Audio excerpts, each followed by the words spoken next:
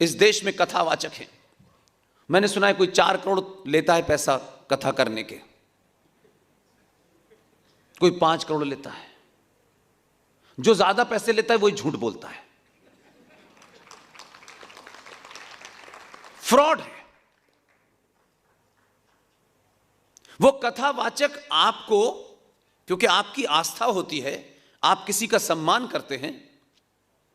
अगर आप मेरा भी सम्मान थोड़ी देर के लिए करते हैं तो आप भावनाओं में बह करके मेरे लिए ताली मत बजाइएगा। मेरी बात आपको तर्कों पे, तथ्यों पे ठीक लगे तो ताली बजाइएगा। मैं ताली बजवाने, आपको भावुक करने और वाहवाही करने के लिए नहीं जाता कहीं। जो ये काम करते हैं वो कितना बड़ा माया जाल रचते हैं। आपको भावुक बनाएंगे पहले तो। भगवान राम और उनके बोलने की अदा, हाई पिच, लो पिच, अंदाज, ऐसा लगेगा भगवान राम को जब जंगल जाना था तो ये वहां बैठे देख रहे थे। Minute minute, point by point ऐसा बताएंगे। भगवान राम जब चले तो आप रोए उससे पहले अपना चेहरा रोने जैसा बना लेंगे। और वो मां दुखी थी, दशरथ जी अलग दुखी थे, जैसे सबका दुख इन्हीं को दिख रहा था, हमें नहीं पता था। और वो फिर वहां से निकले और दुखी मन से लक्ष्मण पीछे पीछे, सीता जी पीछे पीछे, और भगवान राम के पैर में छाले पड़े। सीता मैया वो छाले देख के रो रही थी। लेकिन ये नहीं बताएंगे कि भगवान राम जब वनवास गए तो अपने साथ कुछ लेके नहीं गए, लेके गए तो तीर कमान लेके गए। उस पुरुषार्थी बात को नहीं बताएंगे, क्योंकि अगर हमने ये बता दिया कि भगवान राम गए और बाण लेके गए थे तो ये समाज बाण लेके बाहर निकलेगा तो हमारी कथा कौन सुनेगा। आपके पास हैं चीजें, सिर्फ बताना ही तो है, इसमें कोई गड़बड़ तो नहीं करनी है आपको। इसी तरीके से भगवान कृष्ण की लीला के बारे में ऐसा होता, ओहो हो, कमाल की लीला होती साहब। भगवान कृष्ण मुकुट लगाए हैं, नीला रंग है, गोपियों के साथ, मीरा जन्ने क्या क्या बांसुरी बजा रहे हैं। आप उनके वो जो पूरा स्केच खींचते हैं कथा में, आपको ऐसा लगता है कि अब सोचने की जरूरत नहीं है, कृष्ण जी की तस्वीर सामने आ चुकी है आपके, अब वो खुद प्रकट हो गए हैं। कोई ये नहीं बताता कि भगवान कृष्ण जो बांसुरी बजा रहे थे, जो लीला कर रहे थे, जो खेल रहे थे, समय आने पर बांसुरी रख के उन्होंने सुदर्शन चक्र भी चलाया।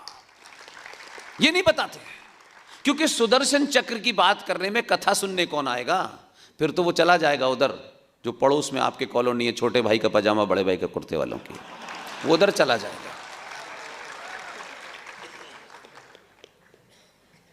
इसलिए झूठ इतना, और बेचारी भोली भाली महिलाएं वो सबसे ज्यादा बेचारी जाती हैं। और कब वो महिलाएं भगवान कृष्ण की लीला राम के छाले से करते करते मौला मौला हो जाता उसमें, फिर अली अली आ जाते हैं उसमें। अब वो ये नहीं समझ पा रही कि ये अली कहां से आया, ये किसका भाई है, ये मौला कहां से आया भाई बीच में। लेकिन उन्होंने कहा कि वहां से भी कुछ लेना है, गल्फ तो जाना है, तो वो उनकी भी बात कहे तो क्या फर्क पड़ रहा है। अपने स्वार्थ में अगर समाज को कोई भी आपको गर्त में डालता है, चाहे वो देश का सबसे बड़ा नेता हो या सबसे बड़ा कोई राम कथा करने वाला हो, वो देश का और राष्ट्र का दुश्मन है।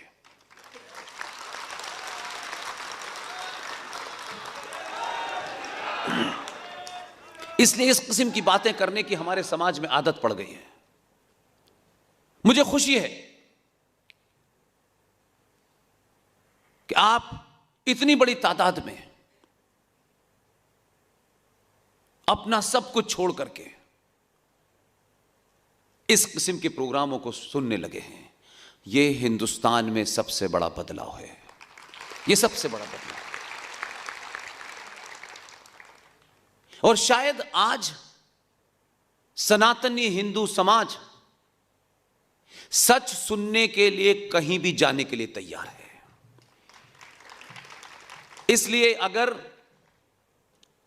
10-15 लोग पूरे देश में सत्ताओं से, संगठनों से, पार्टियों से दूर रह करके राष्ट्र के मामले में कुछ बात कर रहे हैं, तो आज अभी कल जब मैं मोरवी में था, उसी समय जनरल जीडी बख्शी कहीं और भाषण दे रहे थे, कर्नल आर एस सिंह साहब कहीं और बैठे थे, सुशील पंडित कहीं और बैठे थे, अंकुर शर्मा कहीं और थे, ललित अंबरदार कहीं और थे। और वो किसी का लेना देना नहीं है कि कौन मंच पे नेता बैठा है, किस पार्टी का बैठा है। उनका ना, अगर मंच पे बैठे हुए पार्टी का नेता बैठा हुआ है और उस पार्टी के बारे में भी कहना है तो हम पे कोई फर्क नहीं पड़ता, क्योंकि हमें उनसे पद नहीं लेना, एमएलए की टिकट नहीं लेनी हमको, उनके पार्टी ऑफिस में नहीं जाना हमको। भाई जिनको जाना है वो जाएं।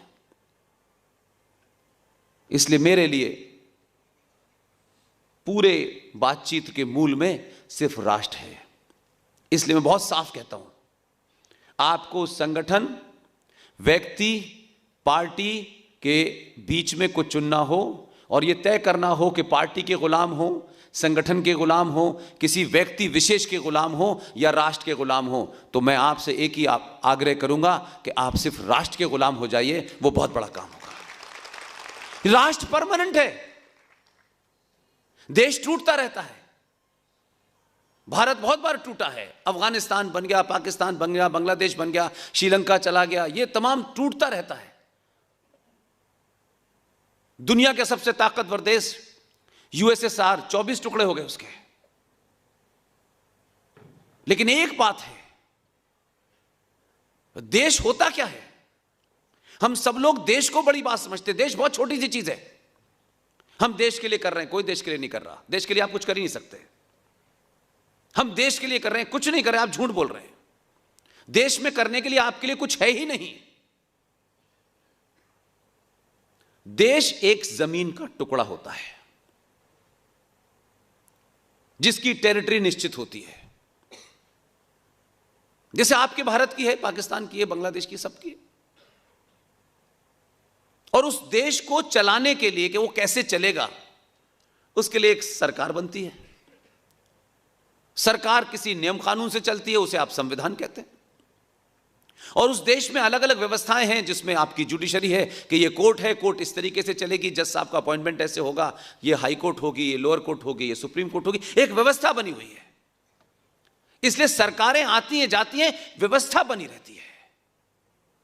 ऐसा नहीं होता कि कोई नई सरकार आ गई, उन्होंने कहा हाई कोर्ट बंद हो गया, आज से आज सुप्रीम कोर्ट नहीं होगा। वो सब व्यवस्था वही है। उसमें कुछ थोड़ा बहुत बदलाव नियमों में होता रहता है। यहां अंदरूनी लॉ एंड ऑर्डर के लिए पुलिस है, देश को बचाने के लिए सेना है। तो उसमें मेरा और आपकी क्या भूमिका है? देश में आपकी क्या भूमिका है साहब? सरकार की टोटल नौकरीज देख ले, कुल मिला के 3.5 करोड़ है। तो आप सरकार के अलग अलग इंस्टीट्यूशंस को चलाने के लिए आप वहां नौकरी करने गए हैं। हो सकता है कि किसी नियम से आप असहमत हो, लेकिन फिर भी जाते हैं।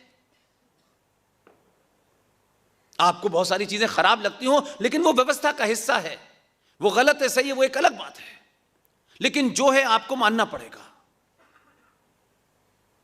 तो देश बहुत छोटी सी चीज है, उस सबसे बड़ा है राष्ट्र। क्योंकि राष्ट्र किसी संविधान से नहीं चलता, राष्ट्र किसी नियम कानून से नहीं चलता। इसलिए यहां आपने जब यह प्रोग्राम शुरू किया, तो अगर यहां कोई सरकारी पद पे आदमी बैठा होता और वो संवैधानिक प्रोग्राम होता, तो आप जनगण शुरू से होता, प्रोटोकॉल तय होता। लेकिन न यहां जनगण हो रहा है और न ही कोई संवैधानिक प्रोटोकॉल मेंटेन है। इसलिए यह प्रोग्राम जब शुरू हुआ तो आपने कहा ये जो दीप हैं इनको प्रज्वलित करना है, ये राष्ट्र की पहचान है।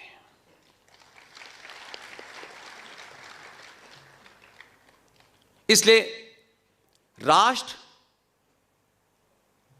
न कभी टूटा है, न कभी टूट सकता है। राष्ट्र आस्थाओं से, परंपराओं से, सरोकारों से, मान्यताओं से चलता है। राष्ट्र को चलाने का काम समाज का होता है। और समाज जब थोड़ा लालची हो जाता है, जब लालची होता है तो कायर हो जाता है, और कायर होता है तो डरने लगता है, और जब डरने लगता है तो सत्ता अपने आप को एक्सपेंड करती है और आपके सरोकारों में, आपकी परंपराओं में, आपकी आस्थाओं में दखल देना शुरू करती है।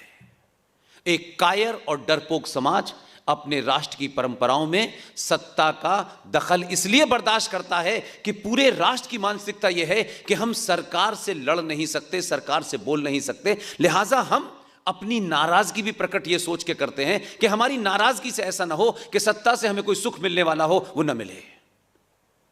ये एक कायर समाज की निशानी है।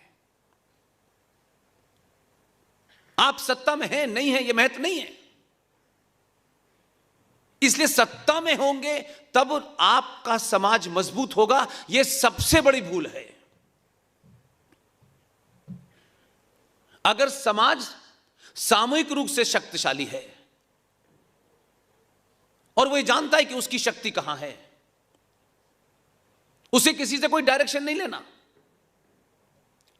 जब जब और जिस जिस दुनिया में समाज शक्तिशाली होता है, ताकतवर होता है, अपनी आस्थाओं, अपनी परोपकारों और अपने परंपराओं के प्रति उसका एक कमिटमेंट होता है। पूरी दुनिया में इतिहास उठा के देख लीजिए, आज भी देख लीजिए, गलत और सही की बात में छोड़ दीजिए।